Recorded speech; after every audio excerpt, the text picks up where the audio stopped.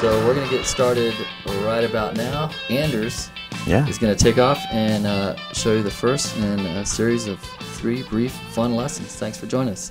So I'm just going to talk a little bit about something that I'm working on in my own playing, and I'm really glad to have gone to guitar school and have learned how to play and everything, and learn a bunch of different tools and how to play different styles and all of that, and it really helps me make a living and do guitar tricks videos and play in many different contexts. But when I play for myself and nobody's telling me how to play and there's not a context that somebody else defined that I need to fit into, I generally like the sound of the guys who didn't go to school and who didn't learn to play scales and arpeggios.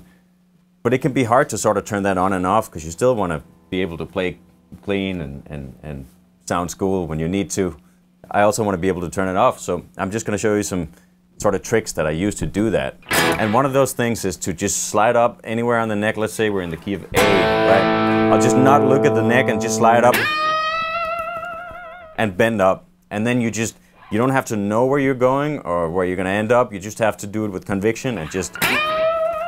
And that face. And that face. The face is really important. Sometimes you end up somewhere really random. I ended up the same place randomly twice, but... And you don't really know, but you just use your ears to find it. And if you don't hit anything, you just do it again and look at the audience as if you meant it. And very often I'll do it, and I'll look down and I'll find myself in a pattern that I'm familiar with, and I'll sort of take it home and show that I generally sort of know what I'm doing, even if the first one sort of raises some eyebrows. It's exciting too. It's an exciting way to draw people in. Yeah. Like if you're about to start a solo. Yeah, exactly. You don't know exactly where to start, maybe, or you just want to do something that gets their attention. Exactly, because it's ultimately all about tension and resolution, so it's a good way to really create some tension.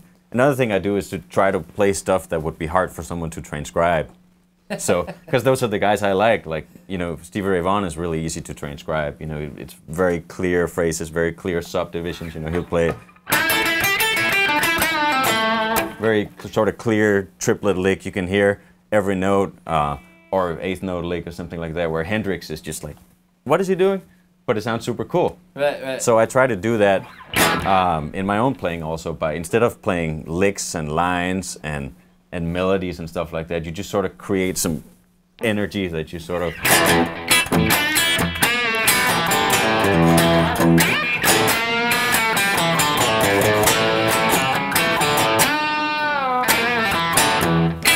So what do you find gets you the tone that you like? I like my 70s Silverface Super Reverb Fender.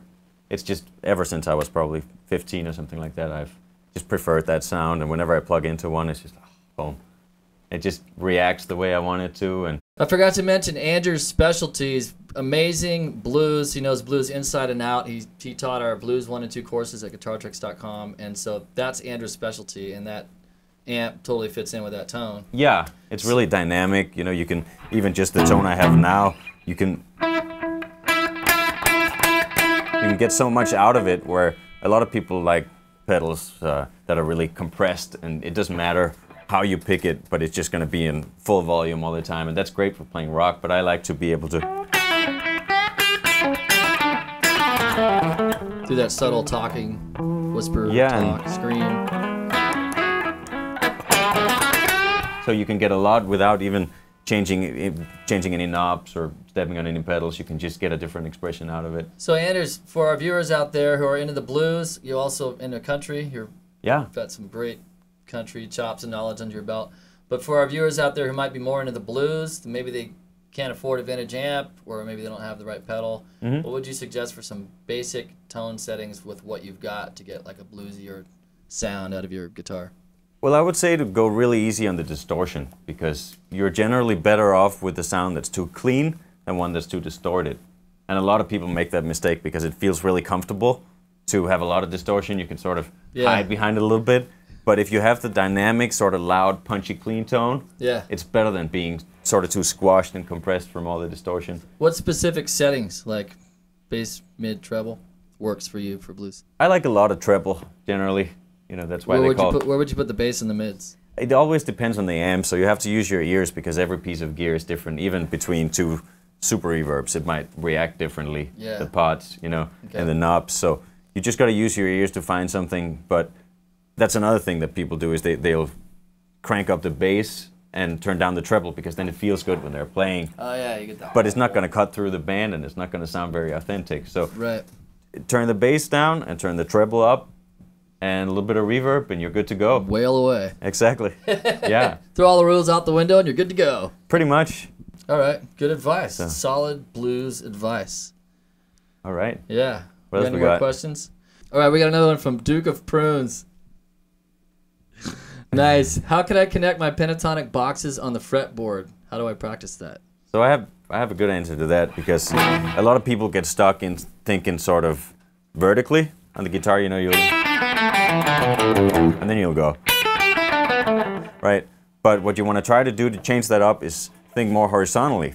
So try to play scales on one string, for example. Let's say we're in E minor, like I just was just now, right? Mm-hmm. If you use your ears to find the minor pentatonic scale, but just on one string, let's say on the high E string.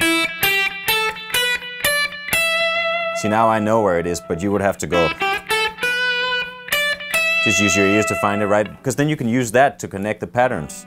Do it on the B string, for example. Then you're up into a new pattern.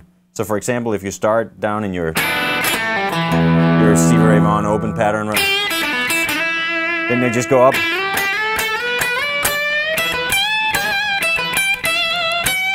Up to your familiar pattern up here, right? And I just went up on one string, slid up, pick, slide. And if you do that, you can also do it with bends, for example, like. So that's a really good way to get around between the patterns. And another one is to just stop and switch pattern, because silence is not a bad thing when you're soloing, typically. And that's something a lot of people forget. They think they have to play all the time, but just stop and take a breather and find your new box and stop play and something smell cool. the notes once in a while. Exactly. Yeah. Let's give away some stuff. That sounds like a great idea.